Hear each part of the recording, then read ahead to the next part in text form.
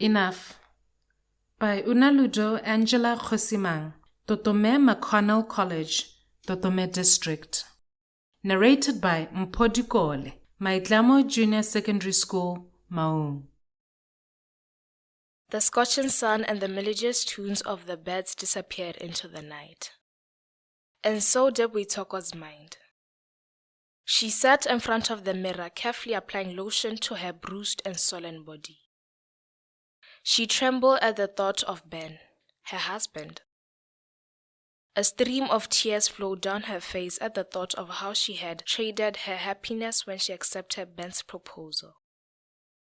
Ben was an illiterate and stubborn man who blindly and irrationally followed the dark path of his culture. Ben was a fool, Witoko had concluded. Enough, she muttered to the face in the mirror that stared at her with bloodshot eyes. It was time. Ben was a headman in Tsamaya, a small and traditional settlement located about 38 kilometers north of Francistown, towards the Ramokhebana border post into Zimbabwe. To be a headman was a position that Ben enjoyed so much, for it boosted his arrogance and egoistic flair. He had lots of respect and admiration for his adherence to culture, and he was careful never to do anything that contradicted his traditions.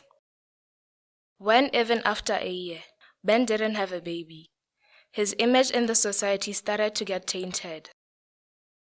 Not having a baby, especially as a headman, was a social disgrace frowned upon and considered an insult to manhood.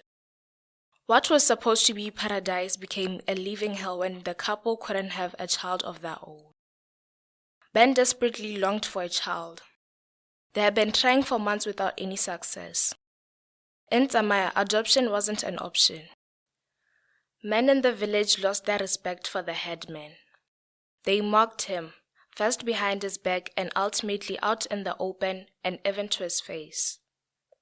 What kind of man was he who couldn't father a child? They called him an Enoch. Ben's frustration boiled down to misery for his wife. He took it out all on her. It started with Ben calling her names that hurt her. Names like bitch, witch, and useless dog. Ben believed that Witoko was barren. In their culture, men were not supposed to be infertile. How can you be so ignorant of our culture? You are the problem. He once bucked at Witoko after she suggested that they both go for a fertility test. To him, an unproductive woman was a bad omen, and a childless man was a shame to his society. He was about to lose power in the village, and nothing was more important than power to him. Soon, the verbal abuse transitioned into physical abuse.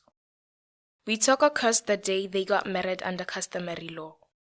She could clearly recall the incidents of that day, especially the part where her parents and in-laws sat her down, giving her advice on marriage.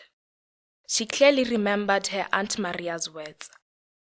"Ngwanaka, don't disappoint us, represent us well."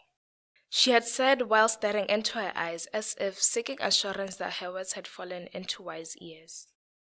Witoko was expected to be Ben's subordinate. She wasn't supposed to talk to anyone about her marriage problems. Witoke, added her mother, just like the meaning of her name suggested. Witoko held on to the marriage, clasping the thistle. Then she realized it was now time to give up. She had failed. Let them say whatever they wanted. Witoko was distracted from her thoughts by the sudden opening of the front door. It was Ben. She decided to beg him one more time for the fertility test. Maybe today he would listen. "Ben, about the fertility test." "Shut up, woman. Don't piss me off before I even sit down." His thunderous voice cut her short. "I thought..." Ben's familiar slap struck her face. She stumbled and collapsed to the floor. She tried to get up, but Ben's fist sent her back down. She felt something in her jaw snap, and she tasted blood in her mouth. Ben unfastened his belt. He was going to lash her like a child. Using all her strength, Witoko pushed him back. His hip crashed on the table and he lost balance. She grabbed a ceramic vessel and swung it down on his head. It crashed against his skull into 1,000 fragments. Ben roared in pain. Blood gushed down his face like a waterfall. He stumbled, fumbled, and clawed in air in search of Boitshoko. Rage was boiling in him, but pain was weakening him too. Trembling, Boitshoko ran off to her aunt's place.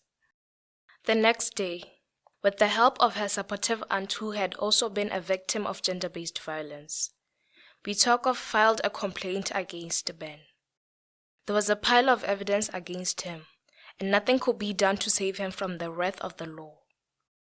In spite of his social status, Ben was arrested. Boitshoko began her journey towards social and emotional healing as she recovered her dignity and self-esteem.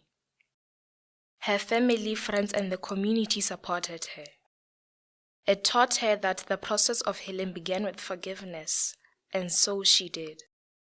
On the day of Ben's sentencing, she stood by the prison gates and watched as he stepped off the police van.